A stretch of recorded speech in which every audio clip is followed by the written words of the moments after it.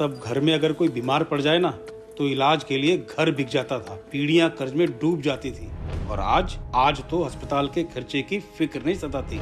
और याद है जब 60 साल में सिर्फ 7 एम्स बने थे, वहीं 10 साल में 16 नए बन गए। और फिर भी मोदी जी कहते हैं ये तो बस ट्रेलर है। करोड़ों लोगों को 5 लाख तक का मुफ्त इलाज मिला है। ये है मोदी की गारंटी। तो फिर हमने भी सोच लिया, फिर एक बार मोदी सरकार। और ये है हमारी भी गारंटी। कमल का बटन दबाएं, भाजपा को जिताएं।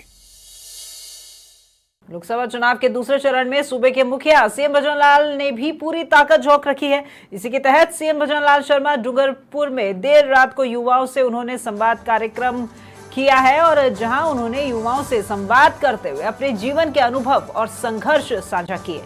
सीएम शर्मा ने अपने पुराने दिन याद करते हुए कहा कि जब वे 15 साल के थे तो सड़क के अभाव में अपने घर से 15 किलोमीटर पैदल चलकर स्कूल जाते थे।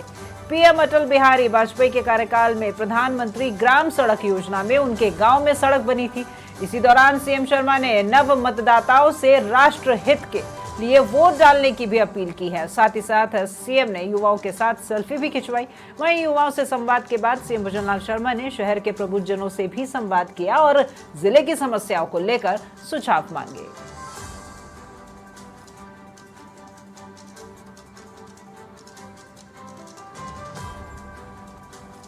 तो डूंगरपुर में युवा और प्रबुद्धजनों से संवाद किया प्रदेश के मुखिया भजनलाल शर्मा ने। और जुगल कलाल डूंगरपुर संवाददाता हमारे साथ फोन लाइन पर जुड़ गए हैं। जुगल, सीएम पहुंचे डूंगरपुर जहां पर युवाओं और प्रबुद्धजनों दोनों से ही उन्होंने संवाद किया। किस तरह का उत्साह यहां लोगों में देखने को मिला?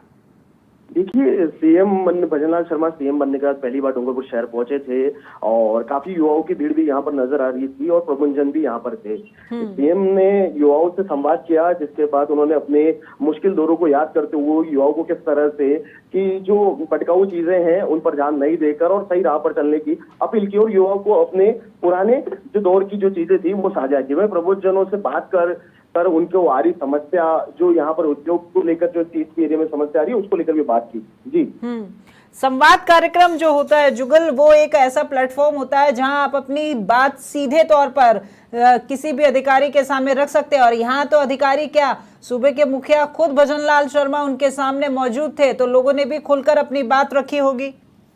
जी देखिए, जो प्रबुद्धजन थे उन्होंने यहाँ पर जो टैक्स में जो समस्या आ रही है, टैक्स कम करने को लेकर और सरपंच से लेकर सांसद तक एसटी वर्ग के लिए आरक्षण होने की स्थिति, सामान्य ओबीसी राजनीतिक नियोग के माध्यम से लाभान्वित करने की जो मांग है वो भी उन्होंने उठाई और जनजातीय क्षेत्रों में व्यापारियों के लिए टैक्स देने की भी राहत उठाई। और वहीं अगर युवा वर्ग की बात करें तो युवा वर्ग के लिए शिक्षा का मुद्दा बड़ा रहा। युवा वर्ग क्या क्या आगे कर सकता है, किस तरह से वो अच्छी शिक्षा प्राप्त कर सकता है, उस पर भी संवाद हुआ। जी, तो चुनाव को देखते हुए युवा मतदाता को यहाँ पर जो है वो मुख्यमंत्री भजनलाल शर्मा ने इंस्पायर किया होगा कि घर से निकलकर सभी खुद तो वोट डालें, साथ साथ और अपने आसपास के लोगों को भी मतदान केंद्र तक पहुंचाएं। जो युवा उसमें शामिल थे उसमें कई युवा ऐसे भी थे जो कि पहली बार वोट डालने वाले थे। ऐसे में जो पहली बार वोट जो डाल रहे थे युवा, उनसे सीएम ने संवाद किया और सीएम ने संवाद करके उनसे ये जानने की कोशिश की कि आखिर वो क्यों वोट देंगे। तो ऐसे में लोगों का कई युवाओं का कहना था कि हम राष्ट्र प्रेम के लिए वोट देंगे, लोकतंत्र के लिए देंगे और देश में एक बदलाव के लिए देंगे। और सीएम ने उन लोगों से आह्वान भी किया कि अपने आसपास में जितने भी लोग हैं जो 18+ हैं, उन लोगों को व्यक्तिगत फोन करके युवा और उनको मतदान करवाएं।